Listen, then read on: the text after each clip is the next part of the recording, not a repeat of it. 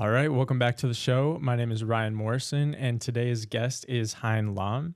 He is a multidisciplinary creative and brand strategist based in Ann Arbor, Michigan.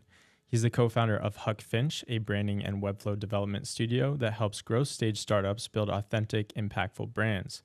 Hien also recently launched with his co-founder a similar branding and webflow development agency called Grabbag, centered on the pre-seed to Series A startups.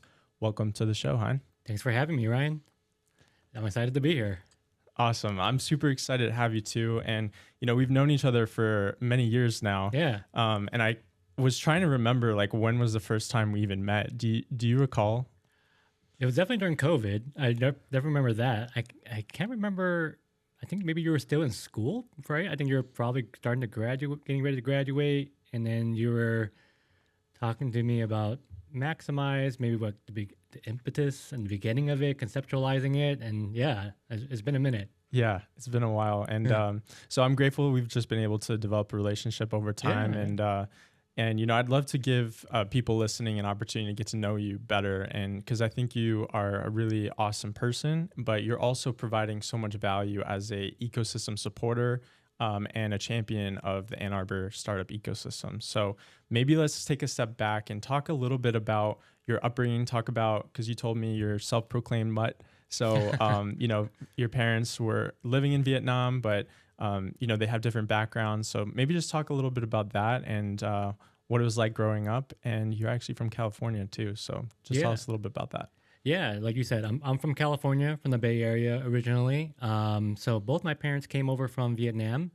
My dad was an immigrant. He came over when Saigon fell in 75.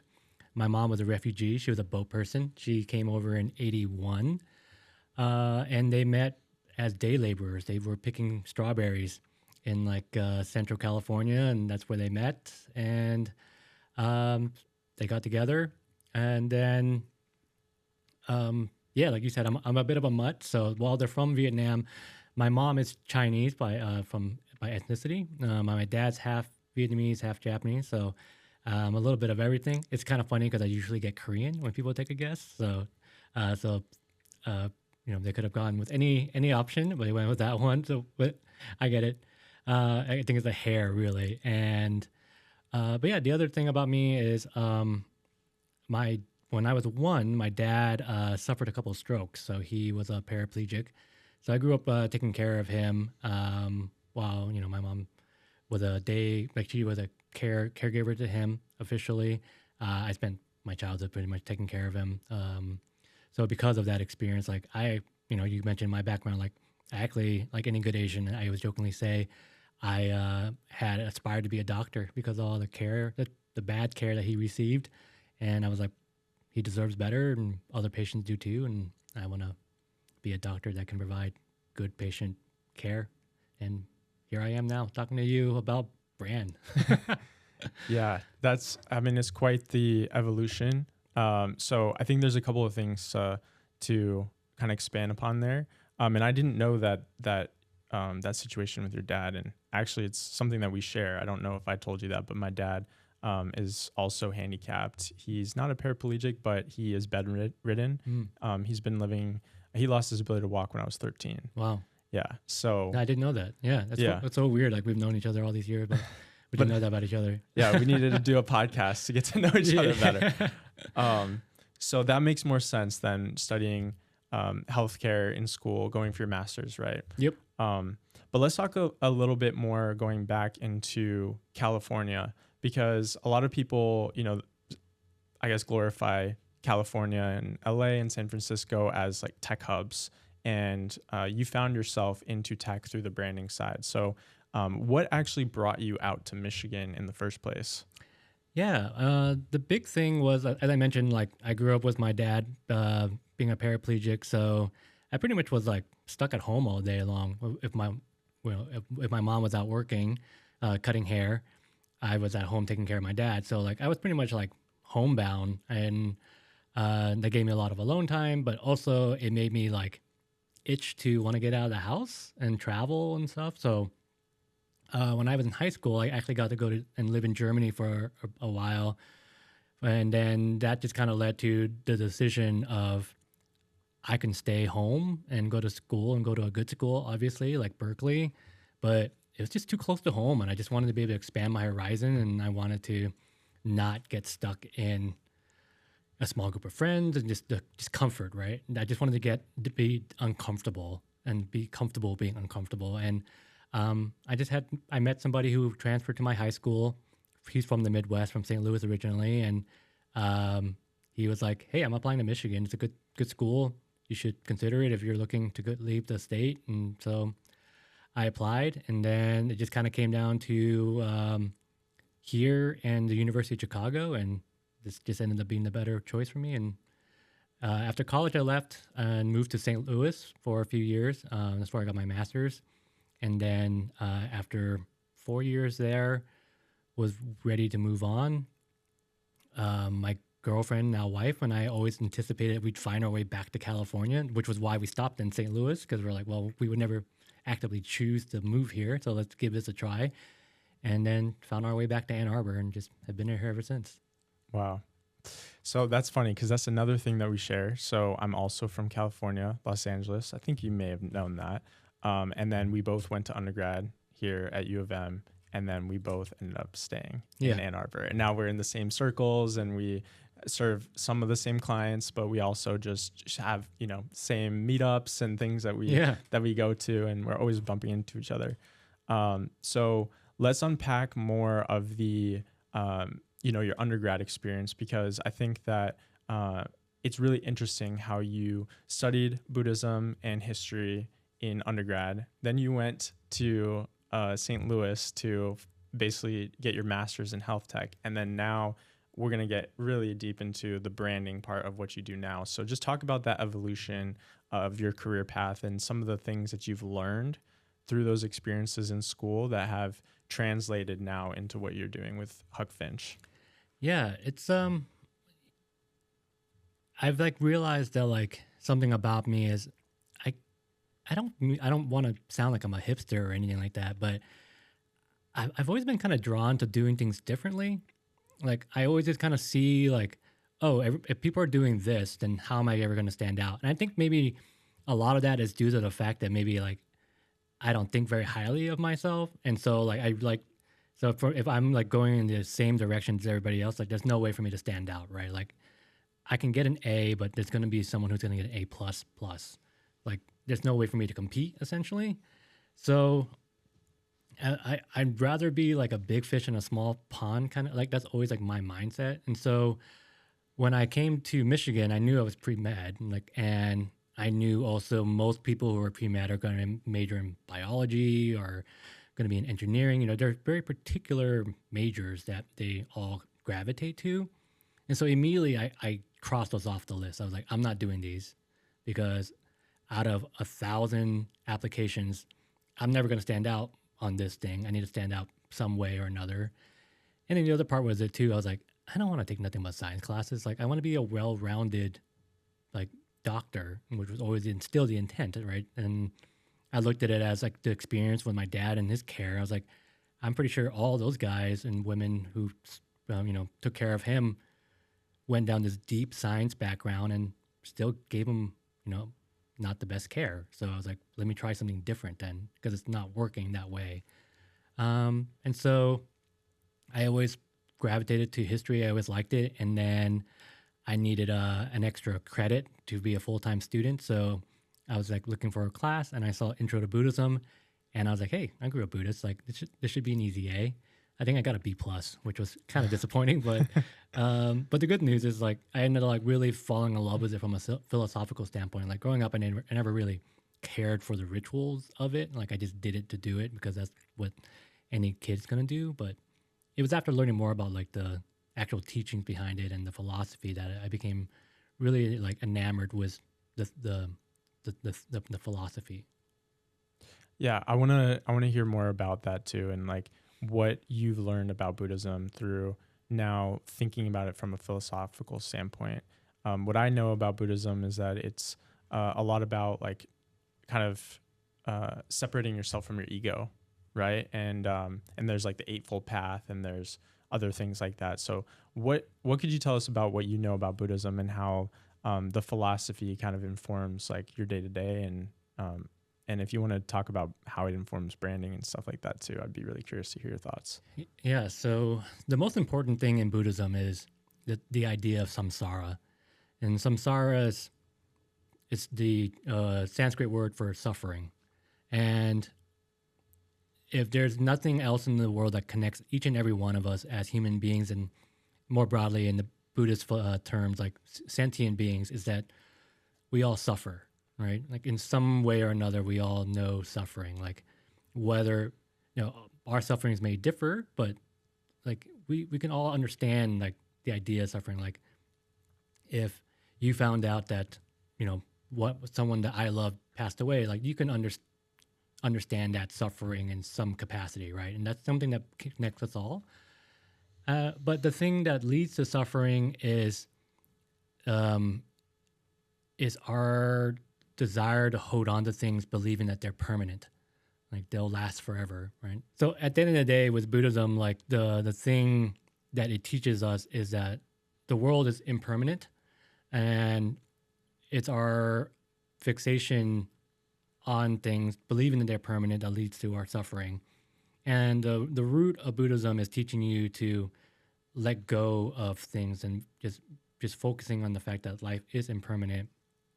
And so it does weirdly inform like the work, because like when just going back a little further, before we even started our studios, like we kind of just kept saying yes until we opened the studio. There was never a goal of ours. It was not on the vision board at all. Matt and I, we were working at a consultancy, and at some point we just both hated the work. Between the work itself, the company culture, and just not feeling a sense of fulfillment, and like we were essentially living the American dream, but we weren't happy. And we just got over, sat down over drinks, and we were talking. And I was talking about like how I was trying to apply like Buddhist thinking to my life, and he was applying like Stoicism. And there's a lot of overlap in terms of the logic and thinking about like the end is going to come for each and every one of us. And so we just started a blog that just kind of mashed these ideas together. And one of the things that we did as a part of our workshops was essentially a eulogy exercise. Is that, given that we all will pass away, like how do you want your eulogy to go when that day finally comes? And so what can you do to ensure that you're living that life where people will say these things about you? And we just took inspiration from that, and we just carried it towards brands. Like when we do work with brands, particularly larger brands, we always kind of like work backwards for them. It's like, well, one day when this business is no longer in existence, like what impact do you want it to have had? And how do we then translate that to the brand and the website to ensure that that's how people remember it? So it's kind of this weird roundabout way of kind of incorporating these philosophical ideas into the work. I really love that, because I think in startups, they teach you a lot of the time to kind of start with the end in mind, or at least the good teachers, the good mentors, like start with the end in mind, because then you can kind of reverse engineer what you need to do on your roadmap to actually get there. Yep. Right. And then you start with these big rocks, right? You've ever seen that? Have you ever seen that video of some speaker? Plenty of people have demonstrated, but they have the glass jar. Yeah, with the sand and the rocks. Yeah. So you always start with the big rocks first, and then you put in the pebbles, and then you put in the sand last, because it actually helps you to fill the cup. But if you did it the reverse, if you start so granular, then you actually can't fit everything into the jar. So I think that's a really beautiful way of demonstrating that same concept, is like start with the big thing, start with the end in mind, and then you can get there where you want to go. Yeah. Yeah, and I think particularly for like tech startups and tech businesses, especially as they go out to get funding, and their investors are always going to ask like, what's their exit plan? And it should, like they should say it very confidently, like what they want to do, and rather than just kind of like have it feel like they're just making it up on the spot. So if you don't start with the end in mind of kind of what you want ultimately for this, then it's hard to communicate that, right? Absolutely. So let's unpack that more. I want to come back to the naming of Huck Finch. So did I read it correctly, or do I assume correctly about blending two of your you and Matt's favorite books together to come to the name? Maybe just tell us about how that came together. Yeah, so I think this goes back a little bit to like the idea earlier where we're like, well, we don't want to do the common thing, which is like, come up with a studio name that's very like on the nose, like, so we're like, well, this is going to be a little bit different. We wanted to have personality. We want the brand to be a personality. And so we couldn't really figure it out. And then one day Matt texted me. He was like, what about something was like with Huck? Because he's like, I really like Huckleberry Finn.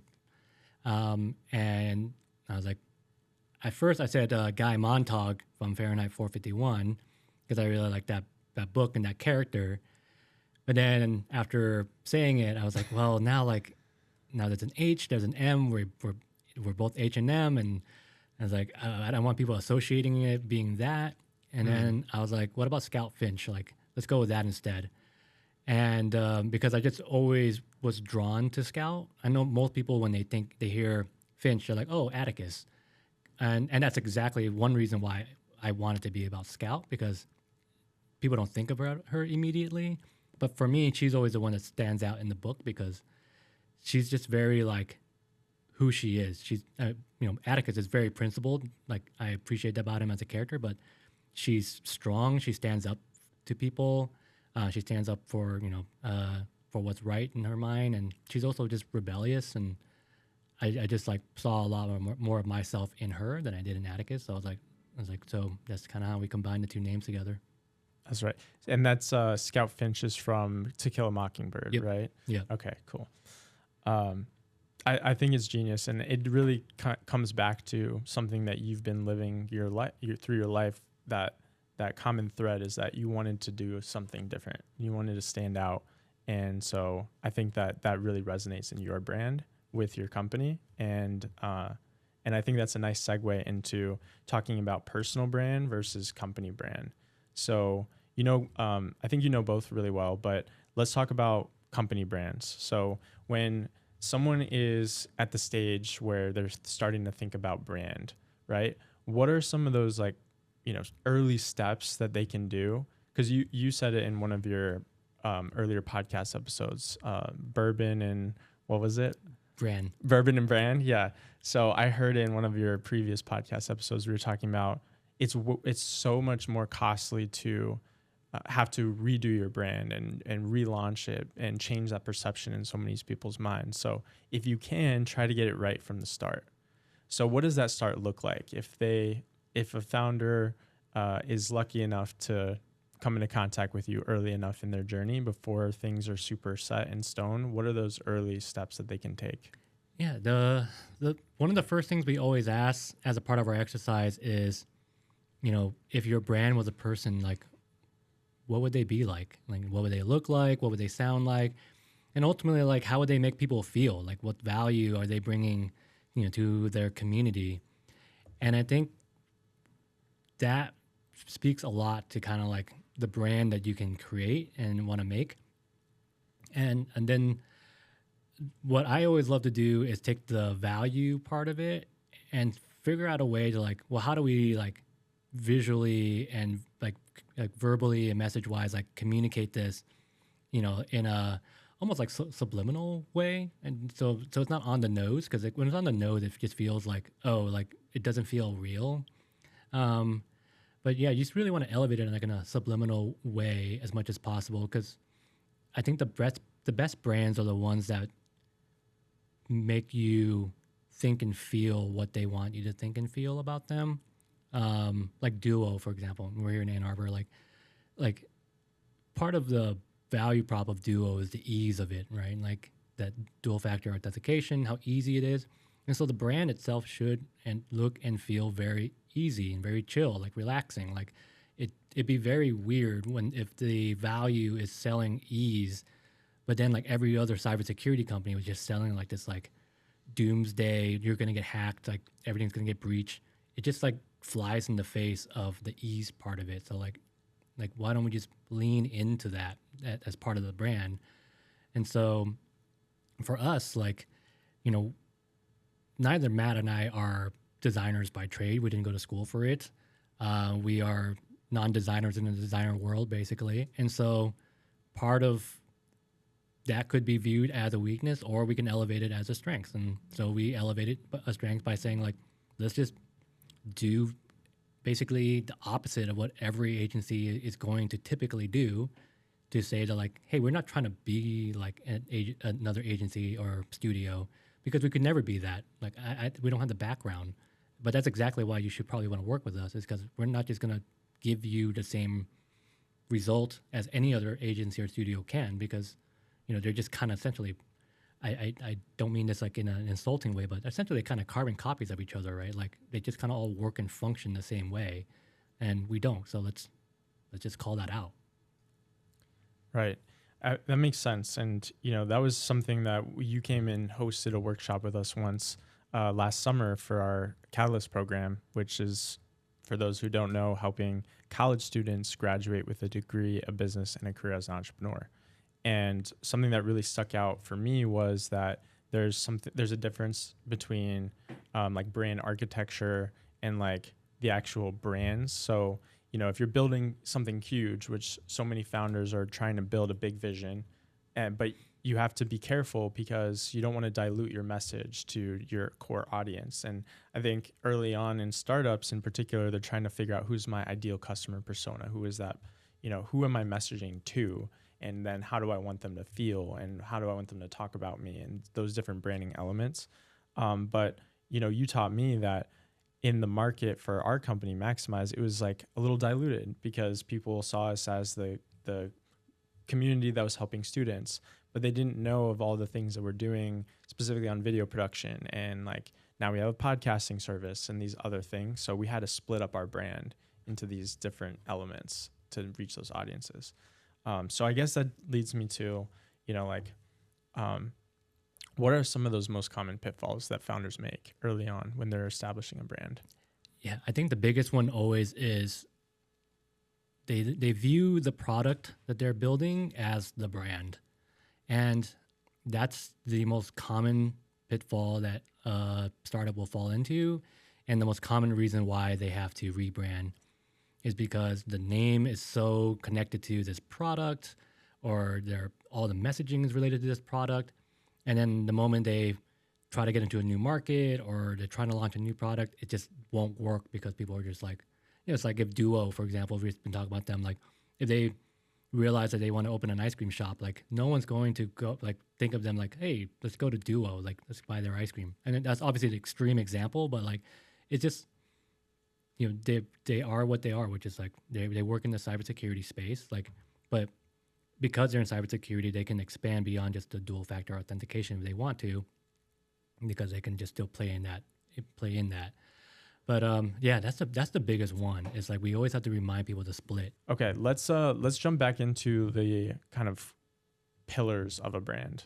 So could you talk us through those key areas of how to build a brand?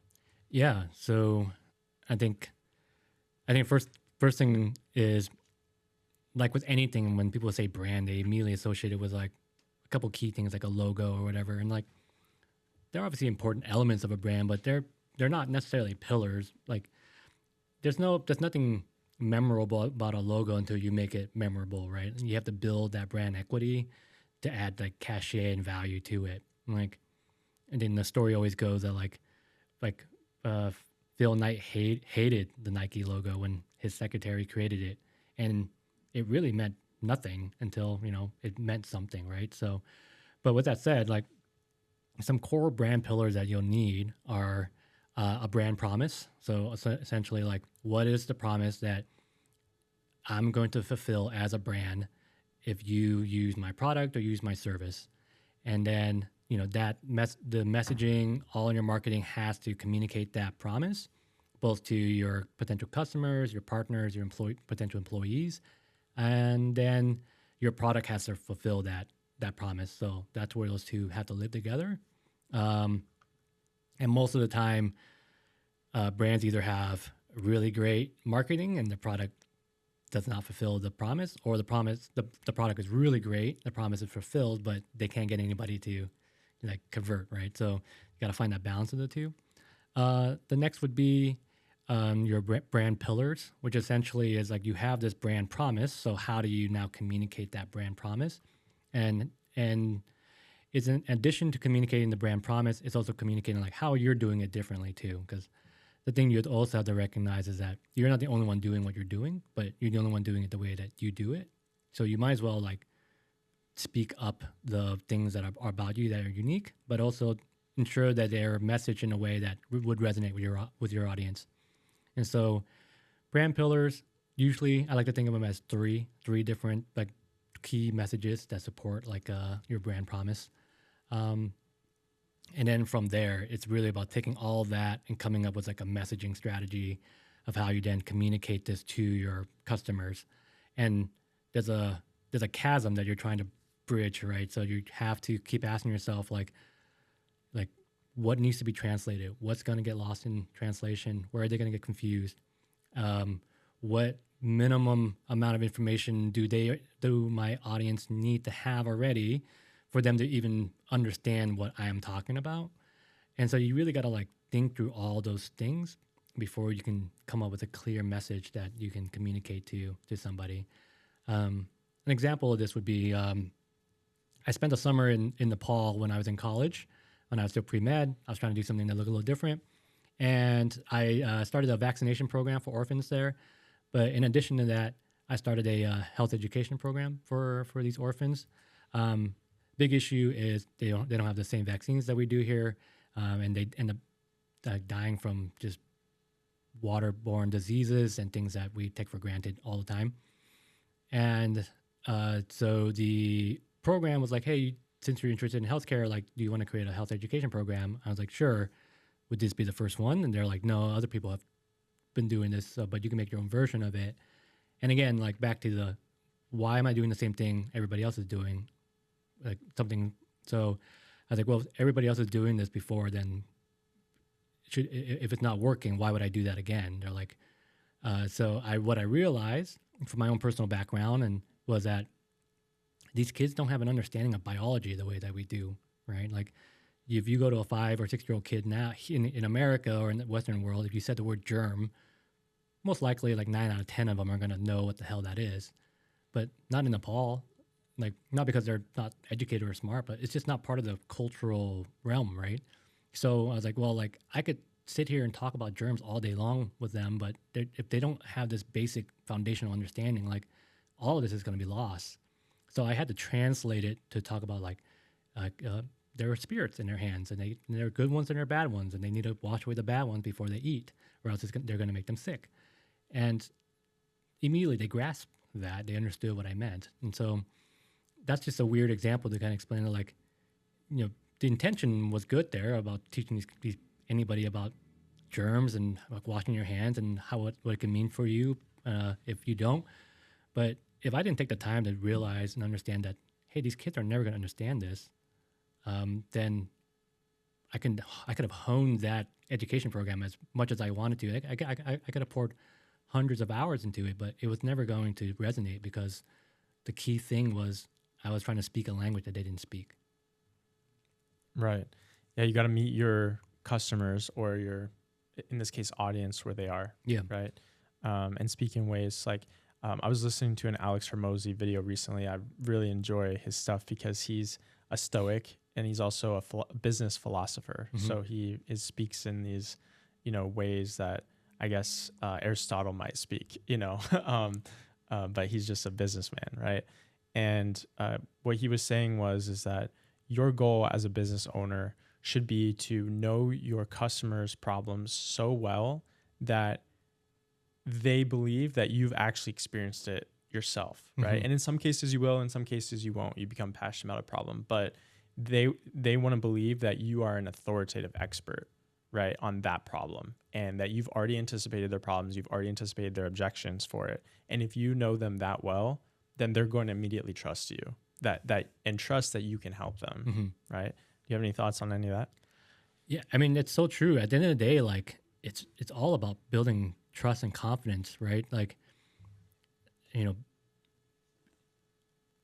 asking somebody for $1 and getting that $1 is easily one of the hardest things you can do in life, because no one wants to give money to a stranger.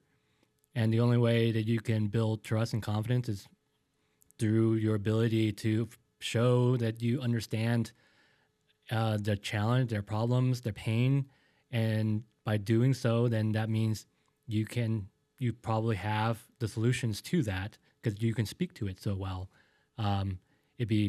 And I don't think you would be in business very long if you can speak well to the problem but don't have the solution for it. Then and you're going to be like a snake oil salesman, right? Like people are going to catch on real quickly, and that's going to spread like wildfire. So yeah, I mean, it's all about just showing that you can do something through trust. Like it's all about establishing that trust. Right. So in your opinion, how does personal branding fit into that? Right. So it's something that we've talked about offline and something that we're, building towards something here. So talk about that, and how are you thinking about personal branding now more than ever with AI and things coming? Like, is there a more of an emphasis on it, less of an emphasis on it? How does it help? Does it hurt in any ways? What are your thoughts there? Yeah, I think like with brand in general, but with personal brand, like there's just so much noise, right? And there's so many ways to now more than ever to be able to like communicate and share your personal brand that I think it comes down to two things. Like, and it's the same with the business. Like one, you have to have something worth sharing and talking about that doesn't feel derivative of something else. And the other part of it is like, it just has to be like real. Like, I think that's the one thing that I realize in that, like with essentially the arms race of personal branding that you can do now, there's so many like data points now where you can quickly see like, oh, this person is clearly just doing this because the algorithm is, they're just working the algorithm, they're doing something to get views or whatever it may be. I don't want to play into that. Maybe there's going to be other people who will be interested in it, but like I want people who genuinely who are going to enjoy what I do. And if you don't, that's fine. Like I'm not for everybody. We can't be for everybody. And the more that we try to game the system so we can get everybody, like the more you realize it's like there's nothing like there of substance. Like you mentioned, like Alex Hormozy, like he just kind of yeah, he's a business entrepreneur. He talks about business. At the end of the day, a lot of the stuff he talks about probably no different than most other people in the space, like Noah Kagan or any of the other people. But he just does it in his way, and if it resonates with you, great. If it doesn't, then find somebody else. Like that's the other beauty of where we live now. Is like there are other options. Find somebody who fits more along the lines of what you're looking for. But because of that, like knowing that people are fickle and they have options, just go all in on just doing you. Just be as authentically you as you want to be. I love that. And that's something that if anybody follows you, which by the way, anybody listening should go follow you on LinkedIn and other channels. We can drop some links in the description. Oh, we're pulling it up here. There you are. You post like really genuine, authentic videos and announcements and GIFs. And is that how you say it? GIF or GIF? I think it's GIF, but I'll go with GIF. Whatever you want. Yeah. GIFs. And so, yeah, thanks for pulling that up, Ben.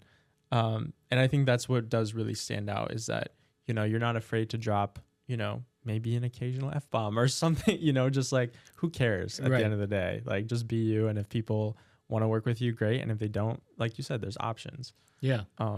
Yeah. Like, I think like for me, like whenever we do brand work, we do like kind of a Mad Lib style of things, right? Because it's always easier when you give people a choice, but not too many, but some choices to work from. And whenever we see people struggle, we always ask them like, oh, what don't you want it to be? Right? So like sometimes it ends up being easier when you think about the opposite of what it is that you don't want it to be. Because when you come up with that, then you can kind of come up with what you actually do want it to be.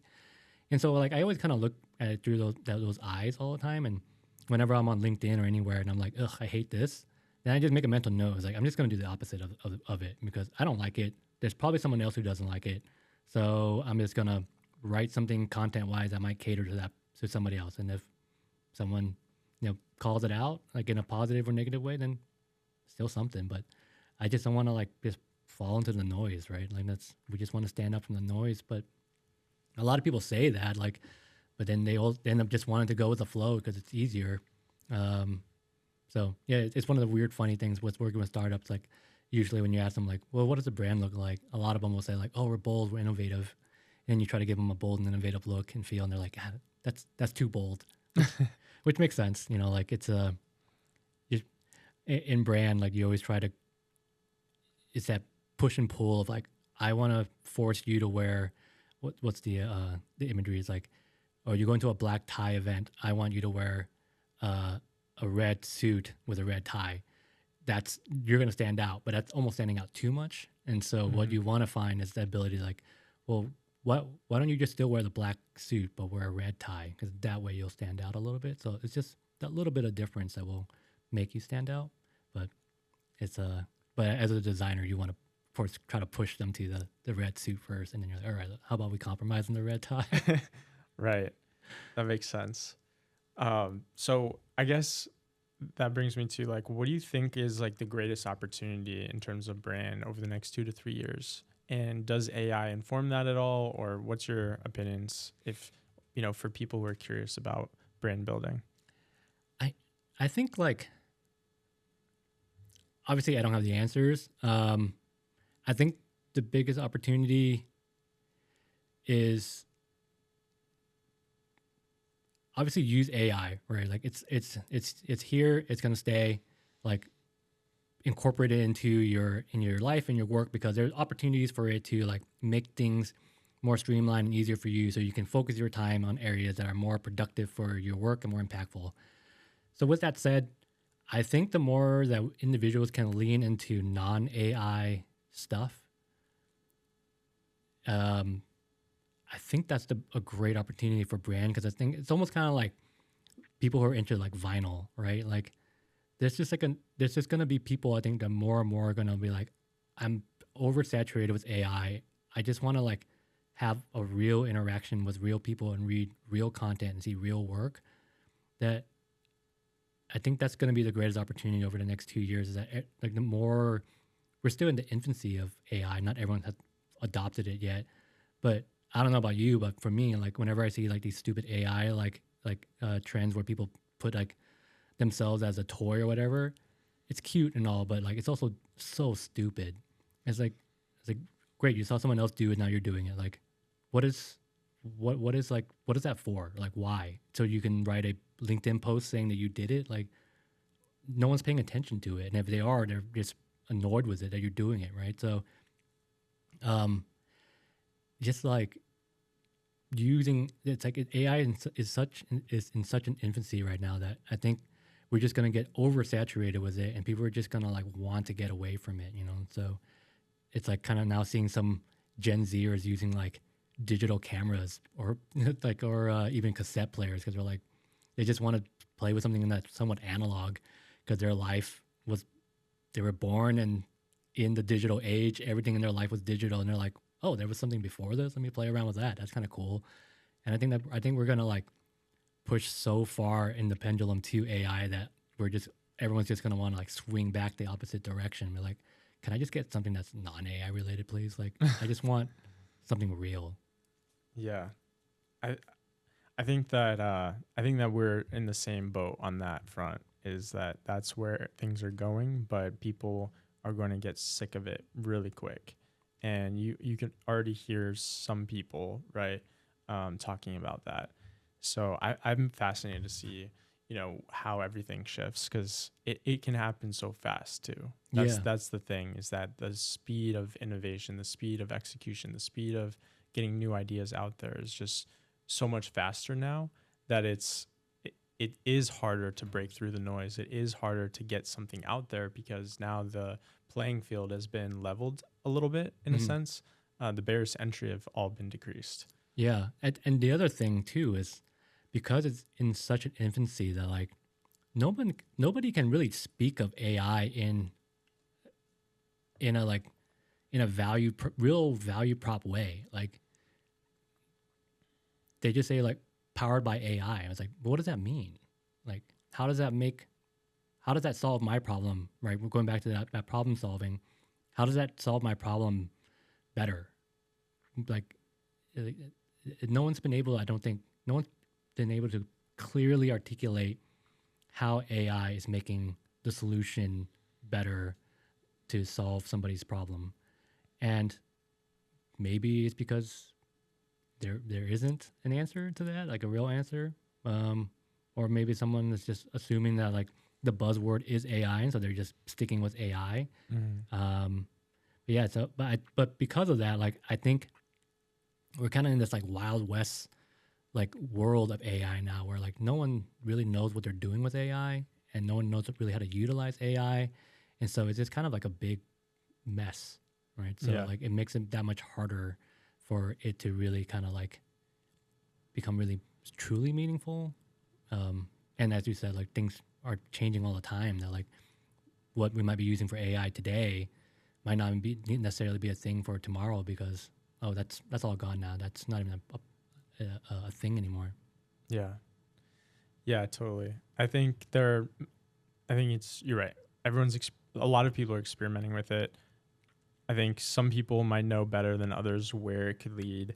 And I do think that the value proposition could be clearer for some people. But for me, I'm just really excited about how can you build something authentic online. I think that's something that we share, is like, how can your brand stand out, whether it's your business or your personal brand.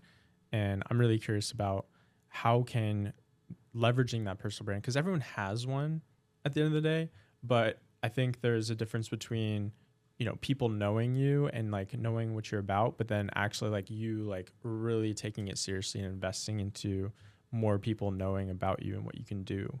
And so I've just become fascinated about that, and I'm excited about exploring those pillars with you on how can Michigan in general, right? Coming back to us building in Ann Arbor, how can we leverage that as a strength and have a different positioning than maybe the rest of the country on how do we put the world on notice about what's happening here? Because there's so much investment going on in Detroit. You can see billions of dollars being poured in, like, for example, the Michigan Central building, right? And they're creating these huge magnets. And then now they're also redoing the Riverwalk. And now they're talking about this, Ann Arbor to Detroit corridor. They're building an innovation center for the University of Michigan Detroit. They're trying to do autonomous highway. Like, there's so much happening. But do you get a sense that we're not doing a good enough job as individuals, but then also as a state, of actually putting the world on notice? Or do you think that we're doing a good job and maybe I don't have the knowledge that you may have? Yeah, I mean, I can only speak to my limited exposure to it and what I see from my own eyes. But as far as I can tell, I think we're doing a shit job of it. And, I could be better at it too, to kind of like shout it from the mountaintops about, hey, like, you don't need to go to New York. You don't need to go to LA. You don't need to go to the Bay Area. Like, you can do it here. You don't have to go to Austin or Nashville. Like, just do it in Michigan. Or if you don't do it in Michigan, do it in the Midwest. Like, stay in the Great Lakes region. Go to Chicago or Indy, Columbus. Like, I don't care. Like, just stay. I'm calling it the third coast, right? You don't have to go to the East Coast. You don't have to go to the West Coast. Just stay in the Great Lakes coast. Just do it here, because like, the more we can draw attention to all the amazing things going on in the Great Lakes region, like, more people will see, and they're gonna want to like learn more about it, get into it, and find their way to Michigan, or for example. So yeah, I think we could be doing such a better job. And I think part about it is that, like, neither one of us are Midwesterners, like, born, but I think we can say that we're Midwesterners now. And there's an aspect of us not being braggadocious, right? We're very kind of like, just, we'll do it, and then once it's good, then we'll talk about it. But that's great. And I think that's great that we're not. But at the same time, like, we should be bragging about all of these things, all those things that you talked about. We should be bragging about how the University of Michigan is one of the best public universities in the world, let alone the country. And we're rolling out, amazing talent that unfortunately they go to school here and then they leave. But we should be trying to keep them here, and not only them, but students at like Michigan State, all over. They should have a reason to stay here, and the more that I think the other part of it about it too is that like we have to give like brands and businesses reasons to come here too. I can imagine myself as a 22-year-old, like, why not move to LA, right? Why not move to San Francisco? Like, I get to go to eat amazing food. I get to like do experiences that I don't expect to be able to have in Michigan, for example. And so the more that we can like grow the entrepreneurial ecosystem here from a tech standpoint, the more businesses are going to realize, hey, people are staying here. There's business opportunities here. We can make money. Let's throw in a Louis Vuitton store in downtown Ann Arbor, like, because we can make money on that. Let's revamp Briarwood and actually make it a real mall for the students who come here. Like when you walk around that place, like it's not a mall for a school that costs $50,000 a year. Like, like literally 3 miles away. Like the stores in there are just, they don't cater to that. And the stores should. We have the student population that can, afford really nice luxury things, and doesn't have to be purely that, but like the ecosystem. It's just a microcosm of how like Ann Arbor is just not catering to the population of people that we are trying to cater to. Right, we're trying to keep people here, but like,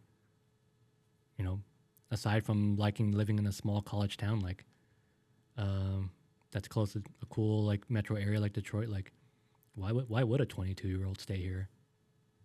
Yeah, it's a fair question. I stay here because I've actually grown I've actually grown to like the seasons.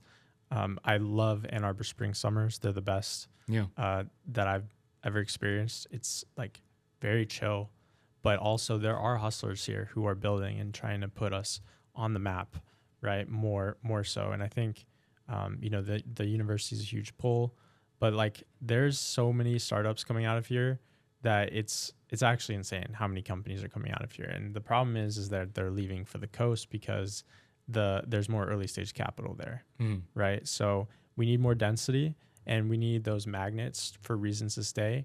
I think that if we lean more into marketing, if we lean more into branding and like actually having like people like you and I shouting from the rooftops constantly, but then also your Pete Martins of the world. And, there's other folks in the ecosystem who are championing it and rallying people to want to stay here to build. Like the more and more and more of that we can do, I feel like we can't do enough of that right now, because this is an amazing place to build. Like you're talking about Ann Arbor being ranked consistently among the top places to build your life. Period. Yeah. It's walkable, it's bikeable. You do have great restaurants. But I think the city also and the state needs to embrace that change a bit more too. Yeah. Right. It needs to embrace that we can be bigger. I think that there were maybe some other like, people, at the state level or something like that, or different ranks that, kind of like it to be just like what it is. But in order for us to compete on the national stage, in order for like top talent like you and others to stay here, we have to be able to compete on a national scale. And so that means that we need to shout more. Yeah. Right? Yeah, I think like that you're right. I mean, like the more that we can shout it out about how great Ann Arbor and Michigan is in general, the better. Like it's just going to hopefully draw eyes to it as opportunities because, I was familiar with Austin only because of the University of Texas, right? And that I knew nothing about it other between that, South by Southwest. But it wasn't until like my friend, like Noah, decided to move there. I was like, and he was like, I don't want to be in San Francisco anymore because I'm not trying to build $1 billion business. I'm tired of people asking me about it. I just want to build a business. And so he moved there for, his reasons. And then it picked up steam, like, enough like big name people like started to like make Austin a home. And everyone was like, I guess I'll start something in Austin. I think we have an opportunity for that to be, Michigan next, I think, right? I think Nashville was kind of like the next one that has been a really big one. it's our time to like start to really push like Detroit, Ann Arbor, Grand Rapids, wherever, just Michigan, like come to Michigan. Yeah. And then someone big enough will come do something here with enough of a name, enough of a brand, some cachet behind them that it'll start drawing other people here. And then, yeah, it could just be like wildfire. Yeah. All right, let's do this. You talked about one of the central tenets of Buddhism. We're going to pull it all together here, of being suffering, right? Like how everyone suffers.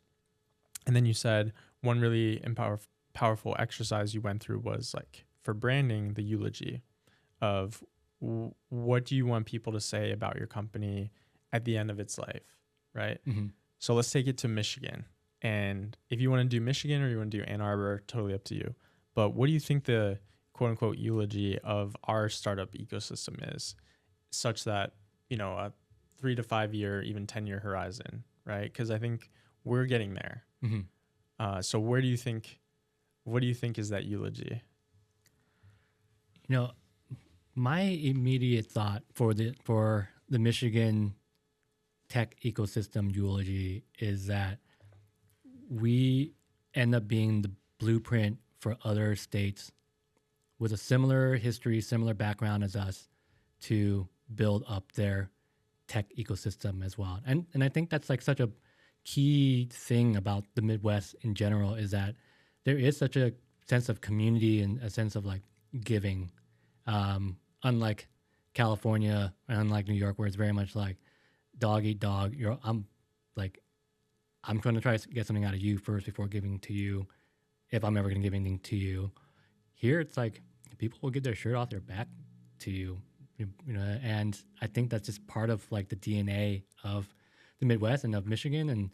And so my mind always goes to like, we create the blueprint for every other state within the Great Lakes region to be able to replicate for themselves, to successfully build up their tech ecosystem.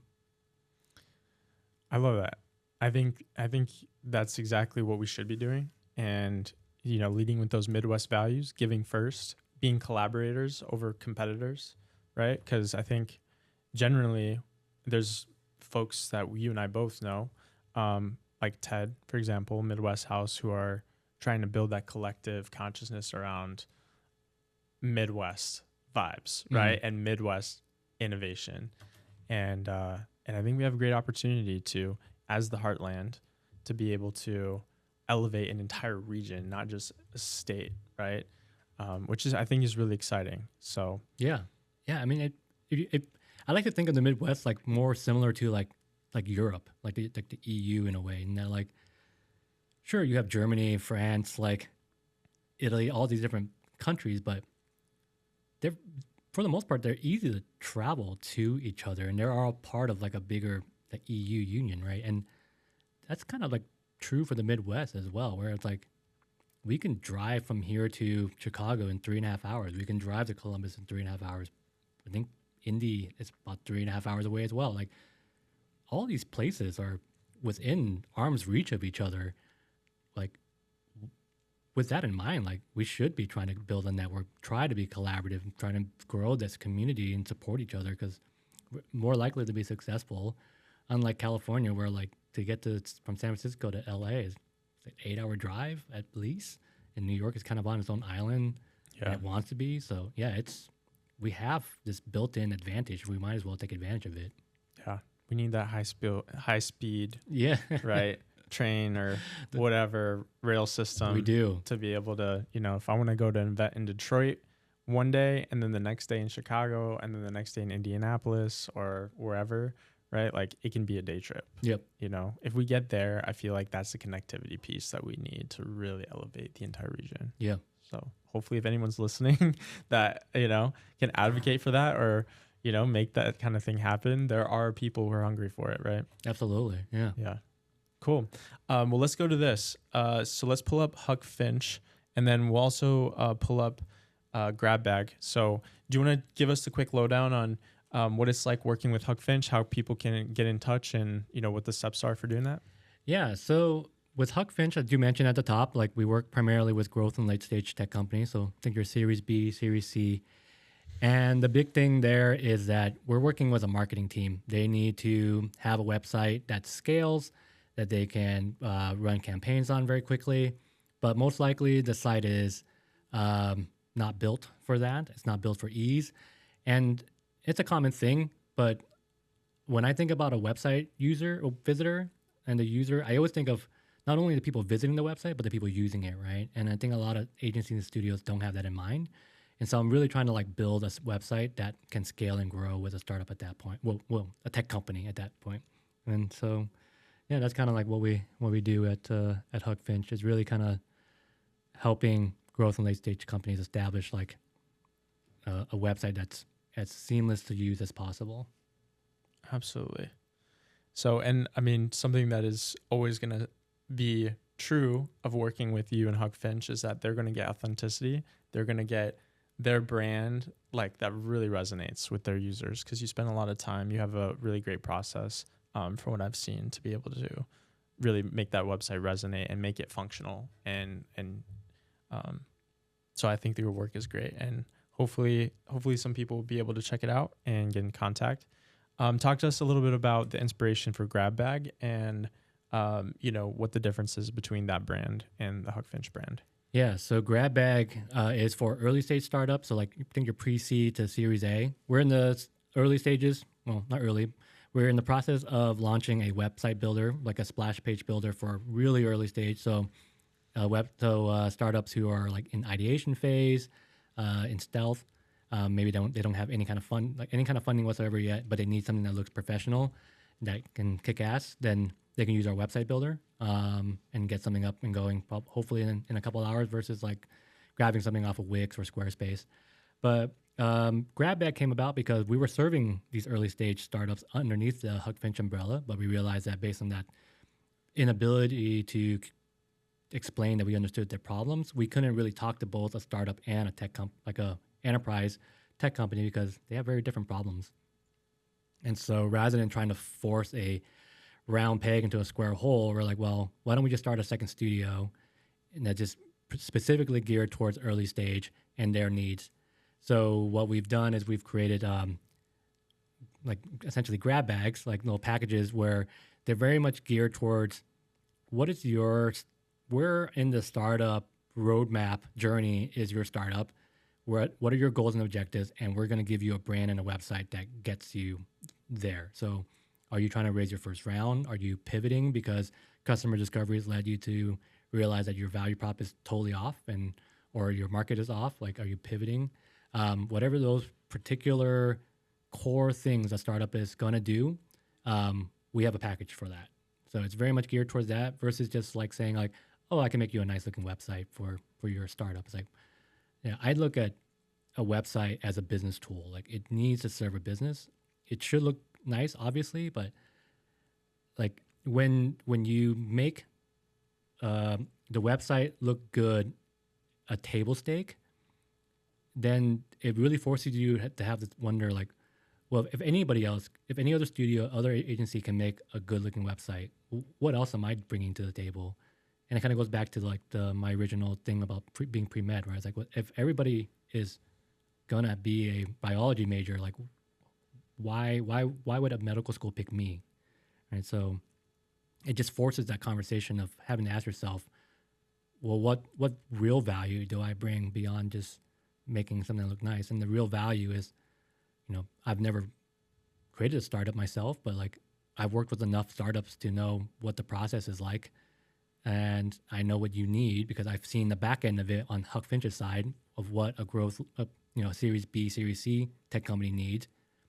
I'm going to set you up to be that eventually. Now, can you achieve it? That's on you. But my goal is to get you there and setting you up from the very get-go to be that. So you don't have to come back to me later and be like, I need a new website now because the performance is bad. It's not optimized. It's like, if you work with us from the beginning, that will never be a problem because my goal is to make sure that's not a problem for you because I know what that looks like as a problem. Yeah.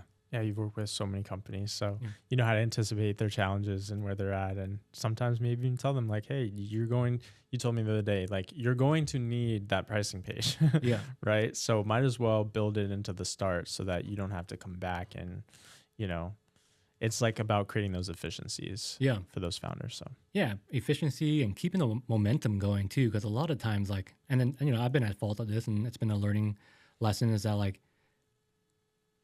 I have to drive the bus where I can't drive the bus because I know what they don't know.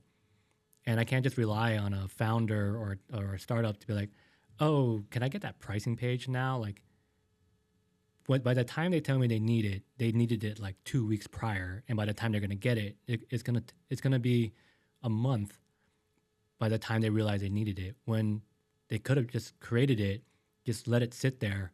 And then when they need it, like, oh, we do have that page. Let's update it real quickly to the pricing that we need and just launch it. And instead of waiting a month, you have it in a couple hours. Like, you're a startup. Like every minute, all right, counts. yeah, So just have it, and rather than need it. absolutely. Sounds good. Cool. Well, Hien, it's been a true pleasure having you on the show. I really look forward to having more conversations with you too, and especially as we continue to be those champions and ecosystem supporters for Ann Arbor and generally greater Michigan, and then even beyond that and throughout the Midwest. This has been fun, and I just really appreciate having you. I think there's a lot of great wisdom that people will be able to take from this episode. So Yeah, thanks for having me, man. I'm always down to converse with you more and talk more. So it's funny that I took a podcast for us to like learn more about each other's personal lives. But yeah, thanks for having me. sounds good. All right.